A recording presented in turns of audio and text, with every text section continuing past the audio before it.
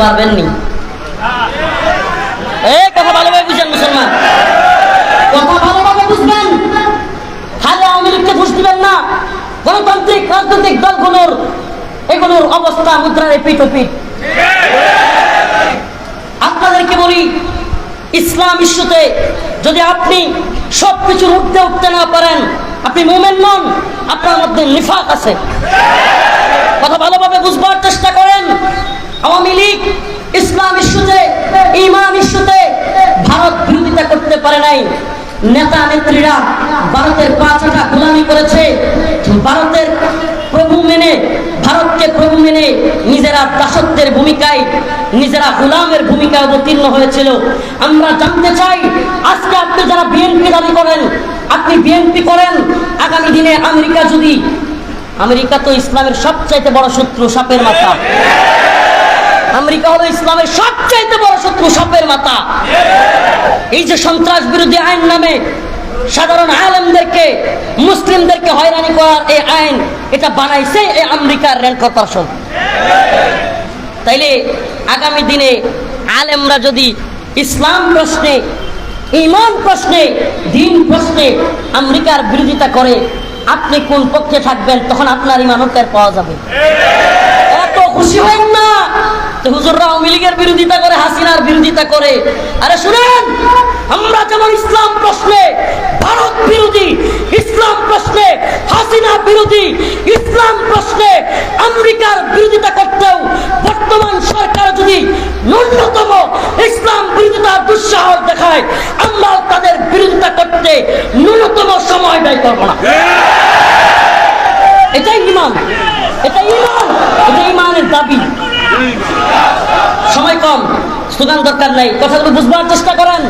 অগ্রিম বলে রাখি, যাতে আমাদেরকে পরে যায় না বলতে পারেন। ছবি তুইয়া আনন্দ প্রকাশ কইরা এত খুশি আর উদযাপন করার সময় নাই। একটু ভালোভাবে বুঝতে হবে, অমুক নেতা তমুক নেতার সাথে সেলফি তুইলে হাসাহাসি করে, মুসাফা কোয়ালাকুলি কইরা হাসাহাসি আর আনন্দে মাখামাখি হওয়ার সময় নাই। 4 দিন পরে পস্তাবেন, দেয়ালে মাথা ঠুকাবেন, হাই হাই কি করলাম, হাই হাই কি করলাম, কার সাথে গিয়ে মিললাম। মনে রাখতে হবে, সতর্ক থাকতে হবে। আমরা হেফাজতে ইসলাম, ইসলামের প্রশ্নে হব, হেফাজতে ইসলাম হবে ইসলামের প্রশ্নে, ব্যান্ডার্ড হেফাজতে ইসলাম হবে ইসলাম প্রশ্নে, অতন্ত্র প্রহরী হেফাজতে ইসলাম হবে দল মতের ঊর্ধ্বে উঠে, রাজনীতির ঊর্ধ্বে উঠে ইসলামের জন্য জীবন দেয়ার শাহাদাতের নজরানা পেশ করার সংগঠন। কথা ভালোভাবে বুঝতে হবে। আমরা যারা তরুণ আছি, আল্লাহ মাফ করুক, আল্লাহ মাফ করুক। আবারও বলছি, বেয়াদবি নেবেন না, অহংকার নয়, শুধুমাত্র জানানোর উদ্দেশ্যে। আরে আমি, আল্লাহ মাফ করুক, নিজের অবস্থান জানানো নয়। সবাই জানেন আমরা কে কি অবস্থায় আছি, কার কতটুকু জুলুম, এটা সবাই জানেন। তবু একটু হালত মনে করে দিতে চাই।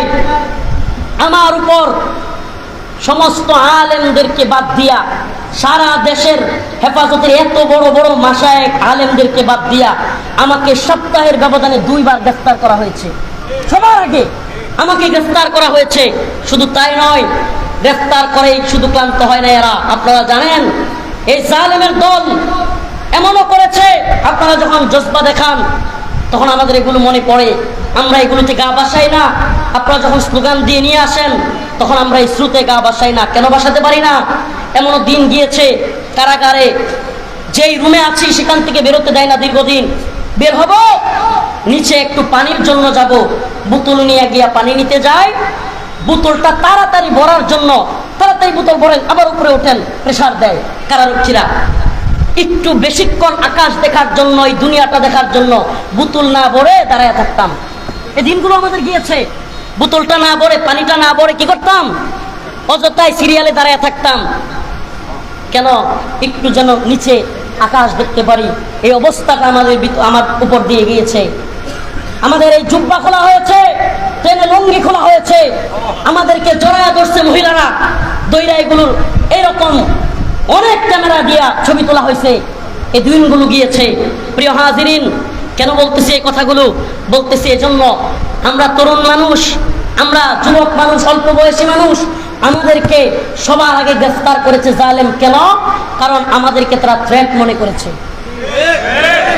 আমি আবারও বলি, আমি আবারও বলি, হেফাজতে ইসলামের নেতৃবৃন্দ যারা এখানে আছেন, নোয়াখালীবাসী, আপনাদের এই সাহসী উদ্যোগ, এই প্রজন্মের সবচাইতে বেশি মাজলুমদেরকে নিয়ে আপনারা এই নোয়াখালীবাসী যে প্রোগ্রামটা করেছেন, আমি প্রথমেই এই সাহসী ভূমিকার জন্য আল্লামা নিজামুদ্দিন সাহেব হাফিজাহুল্লাহকে আন্তরিকভাবে মুবারকবাদ জানাই।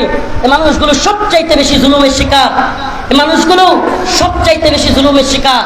আপনারা মনে রাখবেন, এই মানুষগুলোকে যদি আপনারা পাশে থাকেন, ইনশাআল্লাহ সুম্মা ইনশাআল্লাহ আগামী দিনে এই সব মানুষগুলোকে দিয়ে ইসলামী বিপ্লবের স্বপ্ন দেখা যায়। অতএব আবারও বলি, আমরা আমাদেরকে গ্রেফতার করার কারণে, আমাদেরকে আগে বাগে রিমান্ডে নেওয়ার কারণে, দীর্ঘদিন কারাগারে রাখার কারণে, আমাদের ওদের ক্ষোভের কারণে আমরা হেরে যাই নাই। আল্লাহ পাক যেই সমস্ত মানুষ মাজলুম হয়েছে তাদেরকে সম্মান দিয়েছেন, আর যারা লাঞ্ছিত করেছে, এই মানিক্কা, ইনু মেনন কিংবা এই সমস্ত নেতারা, আজকে এদের অবস্থা কি? এই তো সেদিনের আইজিপি চৌধুরী আব্দুল্লাহ মামুন, আমি কোথাও বলি না, সারা দেশে এই লোকটা আমার প্রোগ্রাম নিষিদ্ধ করে দিছিল, কেউ জানে না। সারা দেশে আমি প্রোগ্রাম করতে পারতাম না। আল্লাহর কি কুদরত, এই কয় দিনের ভিতরে এখন শুনি তার 2 দিন পর পর খালি রিমান্ড আর রিমান্ড। সুবহানাল্লাহ। পারে কে? পারে কে? সুবহানাল্লাহ ওয়া বিহামদিহি ওয়াল আউয়াল ওয়াল আখির ওয়াল যাহির ওয়াল বাতিন। আল্লাহই প্রথম, আল্লাহই শেষ। আল্লাহুম্মা মালিকাল মুলক তুতিল মুলকা মান তাশা ওয়া তুইজ্জু মান তাশা ওয়া তুযিল্লু মান তাশা বিয়াদিকাল খায়র। আরে আল্লাহই সব, তাবারাকাল্লাযী বিয়াদিহিল মুলক ওয়া হুয়া আলা কুল্লি শাইইন কাদির। আরে যেই রব সব পারে, সমস্ত ক্ষমতার মালিক যিনি, আমরা তার ক্ষমতায় বিশ্বাস করি। আওয়ামী লীগের কিংবা বিএনপির কিংবা ডক্টর ইউনূস সাহেবের ক্ষমতায়, আমেরিকা কিংবা ব্রিটেনের ক্ষমতায়, ভারতের ক্ষমতায় আমরা বিশ্বাস করি না। আমরা কার ক্ষমতায় বিশ্বাস করি? আর আল্লাহর ক্ষমতায় বিশ্বাস করা ব্যক্তিদেরকে ভয় দেখায় লাভ নেই। আল্লাহ কসম, আল্লাহর কসম, আল্লাহ এই জমিনে শাহাদাতের নজরানা পেশ করার জন্য হামেশাই আমরা প্রস্তুত, কিন্তু কোন দলকেই ইসলাম বিরোধী এজেন্ডা বাস্তবায়ন করবার জন্য দিব না। আমরা আপনাদের পাশে আছি ভারত বিরোধিতাই, মনে রাখবেন। আপনিও ঢাকা যাবেন, আমিও ঢাকা যাব, সমস্যা কি? একসাথে যাই, আপনি আরেক দলের হন, এতে সমস্যা নাই। আপনি ঢাকা যাবেন, আমি ঢাকা যাব, আপনি কুমিল্লা পর্যন্ত যাবেন, আচ্ছা আসেন, কুমিল্লা পর্যন্ত তো একটু শক্তিশালী হইলাম। এই রাজনীতি আমরা বুঝি, আসি, কিন্তু ভারতের বন্ধু হওয়ার চেষ্টা করবেন, আপনার সাথে আমরা নেই। মনে রাখবেন, ভারতের সাথে পিরিত দেখায় ক্ষমতায় আসার চেষ্টা করবেন। হ্যাঁ, এই জাতি যেমন মাথায় তুলতে পারে, আসারও দিতে পারে।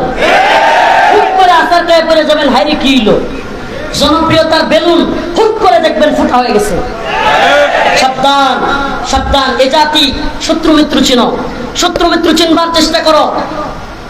আমাদের বর্তমান পৃথিবীতে মুসলিমদের কিংবা এই ভারত উপমহাদেশের কিংবা বিশেষ করে বললে বাংলাদেশের সবচাইতে বড় শত্রু হিন্দুত্ববাদী সরকার। এটা ভালোভাবে মাথায় ঢুকাইতে হবে, আমাদেরকে ভালোভাবে ঢুকাতে হবে। হেফাজতে ইসলামের কেন্দ্রীয় নেতৃবৃন্দ, ওনাদের কাছে যদি আমার এই পয়গাম পৌঁছায়, বিনীতভাবে বলবো, আমরা আপনাদেরকে ভালোবাসি আল্লাহর জন্য। আল্লাহ, আমরা আপনাদেরকে ভালোবাসি আল্লাহর জন্য। কিন্তু দিন ঈমানের বিরুদ্ধে গিয়ে, তথাকথিত গণতান্ত্রিক রাজনীতি করতে গিয়ে ঈমান, দিন এগুলোর সাথে আপোষ করবেন, আপোষকামী হবেন, আমরা আপনাদের পাশে নেই। তরুণ প্রজন্ম আপনাদের পাশে পাবেন না, লিখে রাখেন, পাবেন না। তরুণ প্রজন্ম আপনাদের পাশে আছে যতক্ষণ আপনারা জুলুমের বিরুদ্ধে, যতক্ষণ আপনারা ইসলাম প্রশ্নে ভারত আমেরিকার বিরুদ্ধে। আমাদের বর্তমান নতুন সরকারের বিশেষ সহকারী ভালোই উল্টাপাল্টা কথা বলা শুরু করছে, আমরা শুনতেছি, দেখতেছি। আমরা এক্ষুনি আপনাদের বিরুদ্ধে যেতে চাই না, আমরা তখনও যেতে চাই না যদি ভারত প্রশ্নে, আমেরিকা প্রশ্নে, ইসলাম প্রশ্নে আপনারা যদি আমাদের সাথে থাকেন, আমরাও আপনাদের সাথে থাকতে সমস্যা নেই। কিন্তু একটা কথা মনে রাখবেন, এটা কথা মনে রাখবেন, ভারত প্রশ্নে কিংবা ইসলাম প্রশ্নে ন্যূনতম ছাড় দিতে আমরা প্রস্তুত নই। আমরা সব কিছুতে ছাড় দিব। রাজনীতি বুঝি, অর্থনীতি বুঝি, দেশের অবস্থান বুঝি, আমরা আমাদের অবস্থানও বুঝি, আমাদের পায়ের তলার মাটি কতখানি শক্ত কতটুকু এটাও বুঝি। এটা না বুঝলে 32 মাস কারাগারে থেকে দিনের পর দিন রিমান্ডে থেকে এখনো যদি এগুলো না বুঝি কবে বুঝবো? আমরা এগুলো বুঝি, জানি, অতএব আমরা জানা বোঝার বাহিরেও কিছু করি, এটা আল্লাহর শক্তিতে। সুবহানাল্লাহ। কার শক্তিতে? এটা আল্লাহর শক্তিতে করি। আবারও বলি, হেফাজতের আলেমদেরকে বলি, আমরা আপনাদেরকে ভালোবাসি, কিন্তু আপোষকামী হয়েন না। আমরা আপনাদেরকে ভালোবাসি। মর্দে মুজাহিদ মাজলুম আলেমদেরকে জঙ্গি, মানহাজি, ওই আমেরিকার রেল কর্পোরেশনের ভাষায়, আওয়ামী লীগ হাসিনার ভাষায়, ভারতের ভাষায় মানহাজি, জঙ্গি বলে এই মর্দে মুজাহিদ মাজলুম আলেমদেরকে ট্যাগ দিয়েন না। মনে রাখবেন, মনে রাখবেন, এ জাতি মাজলুম আলেমদের পাশে ছিল, আছে। এ জাতি উম্মার জন্য যারা কাজ করে, উম্মার জন্য যারা পিতা, এদের পাশে থাকবে। কিছুদিনের মধ্যে দেখবেন, হায় হায়, মুফতি ফয়জুল্লাহ সাহেবের অবস্থা আর আমার অবস্থা তো পার্থক্য নাই। কাহিনী কি? কাহিনী কি? কাজ যদি মুফতি ফয়জুল্লাহ সাহেবের হয়, আপনার পিছন ছেড়ে দিবে যুবকরা। কাজ যদি মুফতি আমিন রহমাতুল্লাহ আলাইহির হয়, আপনার পাশে যুবকরা থাকবে। কাজ যদি মর্দে মুজাহিদদের হয়, তাহলে আপনাদের পাশে যুবকদেরকে পাবেন, তরুণদেরকে পাবেন। প্রিয় উপস্থিতি, আজকে যারা মনে করেন আমি যেই কথা বলার জন্যই আয়াতে কারিমা তিলাওয়াত করেছি, ভারত প্রশ্নে, এই যে নোয়াখালী ফেনীর বন্যা, এটা কি জন্য? ভারতের জন্য। এক কথায়, এটা কি জন্য? এই দেশে এত পরিমাণ বৃষ্টি হওয়া লাগে না, বন্যা হয়ে যায়, আমাদেরকে, আমাদের মানুষদেরকে ভাষায় নিয়ে যায় এরা। আর এদের সাথে আমাদের বন্ধুত্ব থাকতে পারে? কথা বলে থাকতে পারে? এটা খুব স্পষ্ট বুঝতে হবে। আর এই হাসিনা সরকার কেন চলে গেল, দুইটা কথাই বলি, শুধু জাস্ট দুইটা কথাই। আল্লামা দেলোয়ার হোসেন সাইদি রাহিমাহুল্লাহ যখন জীবিত ছিল, এদেশের আলেম সমাজের অনেকেই তার বিরোধিতা করেছে, কোশ্চেন করে নাই, এমনকি তাকে নিয়ে কটূক্তি পর্যন্ত করেছে। আল্লাহ কি কুদরত, এই আল্লাহ বান্দা চলে গেছে, সাথে সাথেই ওনার মিছিল শুরু হয়ে গেছে, ওনার পক্ষে সাফাই গাওয়া শুরু হয়ে গেছে। আশ্চর্যের বিষয়, এ জাতির একটা আশ্চর্য লাগে আমার এই বিষয়। আজকে এই মাজলুম আল্লামা জসিমউদ্দিন রহমানী হাফিজাহুল্লাহ বেঁচে আছে, কিছু কীটপতঙ্গের দল কুচাকুচি আর এই মানুষটাকে বিভিন্ন ট্যাগ দিতে ব্যস্ত। দেখবেন এই মানুষটাও আমাদের মধ্য থেকে চলে যাক, এরাই দেখবেন হায় আফসোস করবে। এবারে আমাদের নেতৃত্ব একটা কথা কয়, থাকতে বিদায় খা না, মরলে বিদায় মানে ওই জায়গাটা দেয়, আর বুঝতে পারলাম না, থাকতে বিদায় খা না, মরলে বিদায়। এই অবস্থা যেন না হয়। সাইদি রাহিমাহুল্লাহ বেঁচে ছিলেন, ওরে বাবা, প্রশ্ন আর প্রশ্ন, এই সেই তমুক সমুক। আরে বেটা, কথা ভালোভাবে বুঝেন, ওরা কাউকে রাজাকার, কাউকে জঙ্গি, কাউকে মৌলবাদী, নতুন শব্দ একটা বের করছে, কাউকে মানহাজি।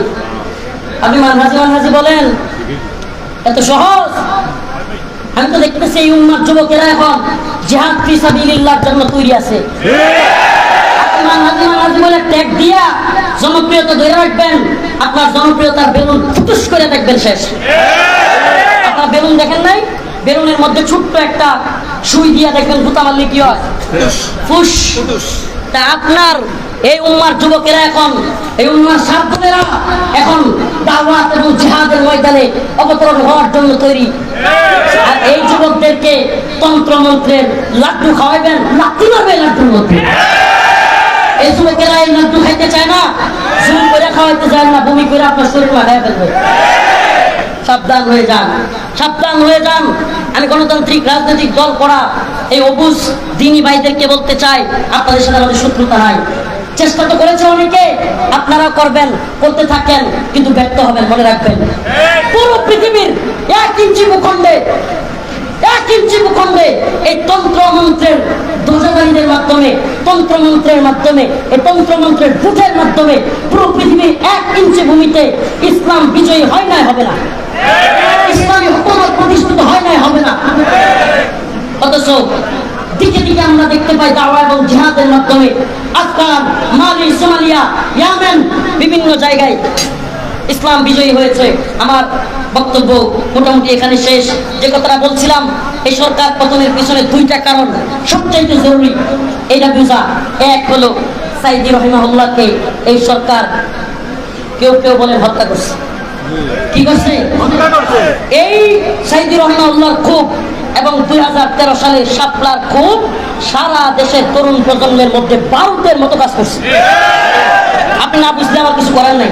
13 সালের শাপলার হত্যা এবং সাইদি রহিমাহুল্লাহর মৃত্যু এই তরুণ প্রজন্মের মধ্যে, এবং এই রিসেন্ট কিছুদিন আগে 21 সালে আলেমদেরকে বেরি করানো, বন্দী করা এবং ছাত্রদের উপরে নির্মমভাবে গুলি করা, এই সব বিষয়গুলো একত্রিত হয়ে বিস্ফোরণ ঘটছে বোমার মতো। হাসিনার তখতে তাউস খান খান হয়ে গিয়েছে।